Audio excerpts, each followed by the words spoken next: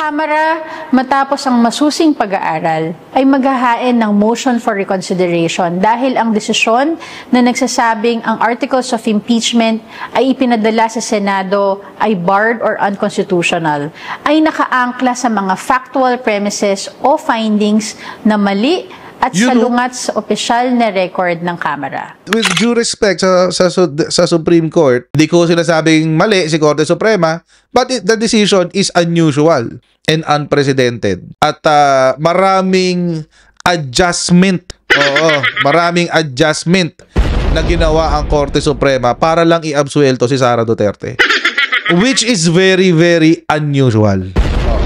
Very, very unusual. Ito pong ginawa ng Korte Suprema sa desisyon ng Sara Duterte impeachment is unprecedented and highly unusual. O, hindi ko ako nagsabi niyan, guys. Oo. Yung mga abogado po, mga dating justices, ang nagsabi niyan, hindi po ako. To which I agree. Agree po ako sa kanilang sinasabi. Imagine my surprise nung nagsalita ang Kamara de Representante. Mali ang appreciation ng Korte Suprema sa mga dokumento.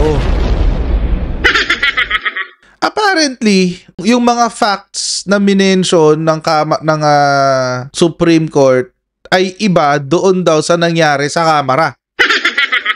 That is unusual, mga kababayan. Hindi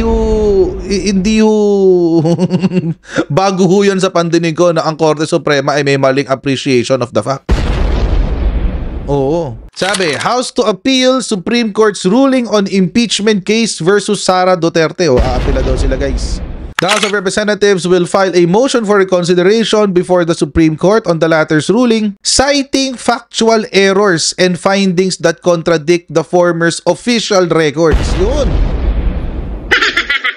Ang Supreme Court po, bihira po silang magkaroon ng factual errors. Kasi mga kababayan, ididetalye mo yun lahat eh. Mga kababayan, makadetalye yun. Simula page 1, nakadetalye yan lahat ng pinagdaanan ng isang kaso. Tapos desisyon ng MTC, kung MTC, desisyon ng RTC, desisyon ng Court of Appeals. Lahat yan, nakadetalye lahat ng facts, guys. Kung magkakamali man. Napakahirap pong sabihin na nagkaroon ng factual errors ang Supreme Court.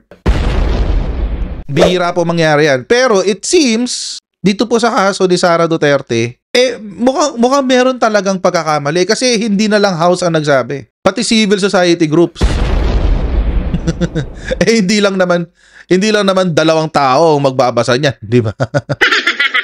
This is really unusual. Pakinggan natin yung sinabi ni Princess Abante, yung spokesperson ng Kamara de Representante. Nananatili ang respeto ng Kamara sa ating Korte Suprema. Subalit kami ay lubos na nababahala matapos naming matanggap at mabasa ang desisyon ng Korte Suprema kung saan pinawalang bisa ang impeachment complaint na isinampa noong 5 ng Pebrero 2025 laban kay Vice President Sara Duterte. Ang Kamara, matapos ang masusing pag-aaral, ay maghahain ng motion for reconsideration dahil ang desisyon na nagsasabing ang articles of impeachment ay ipinadala sa Senado ay barred or unconstitutional, ay nakaangkla sa mga factual premises o findings na mali at salungat sa opisyal na record ng Kamara. That's highly irregular kung nagkamali man ng Korte Suprema. Bihira ho mangyari yan kung magkakamali man. Alam niyo kung bakit? 30 mata ang titingin.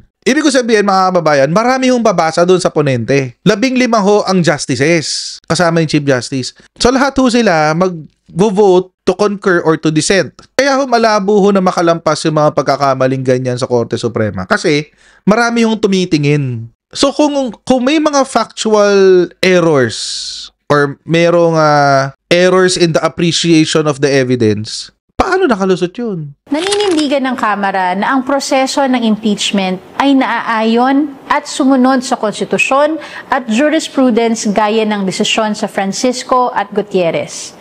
Sa madaling salita, ginawa ng Kamara ang lahat upang sundan ang mga alituntunin at prinsipyo ng ating saligang batas at ng mga naunang pasya ng Korte Suprema. Kaya't kami lubos na nababahala sa tila bagong mga requisites na itinataw sa nasabing desisyon. Judicial overreach. One of the central facts in the Supreme Court decision is the claim that the February 5 impeachment complaint was transmitted to the Senate without a plenary vote. This is categorically false. Mali po ito. Noong February 5, 2025, si Majority Leader Manix Delipe ang nagmungkahi na ipasa ang February complaint sa Senado. Batay sa katotohanan ito ay verified at permado nang hindi bababa sa 1/3 ng mga miyembro ng Kamara. Ang mosyong ito ay inaprubahan sa plenaryo at agad rin bumuo ang Kamara ng Panel of Public Prosecutors. Makikita po ito sa House Journal number 36 at detalyado rin sa opisyal na record of the House of Representatives. Ang transmittal sa Senado ay hindi unilateral o ministerial. It was a clear result of plenary action. Sinabi ng Korte na hindi raw kumilos ang Kamara sa tatlong reklamo dahil nag-adjourn na ito. Para pinabayaan ang mga ito ng walang aksyon o konsiderasyon.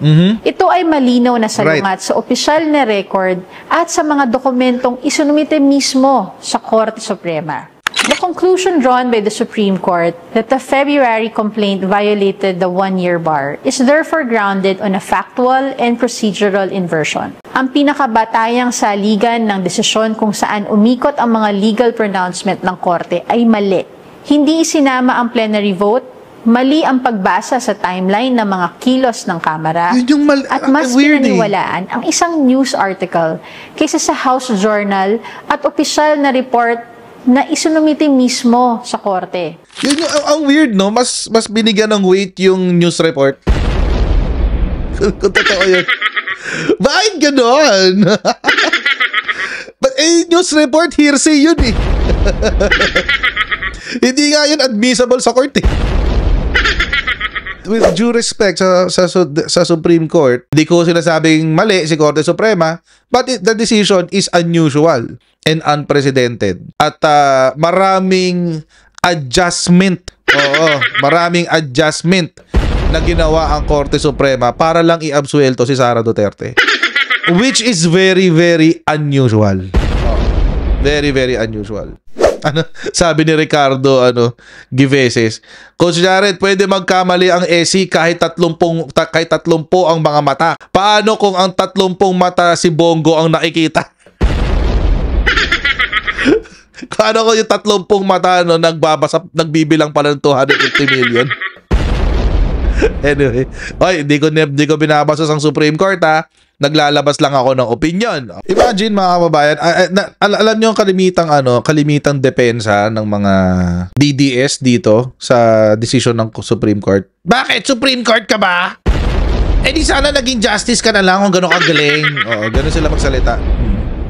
Alam niyo mga kababayan, ito lang yung sa akin dyan eh. Kahit Supreme Court pa yan, tao pa rin yan. Senado nga, 24 silang gumagawa ng batas. Tao pa rin yan eh. Nabili ni Cheese Escudero. 142 billion pesos. So, hindi natin alam kung paano nag-arrive sa ganyang klaseng desisyon ng Korte Suprema. Pero, maski mga former justices ng Korte Suprema, kinu-question yung desisyon. Si Ascuna, si Panganiban, at si Carpio. Well, si Carpio, that's expected.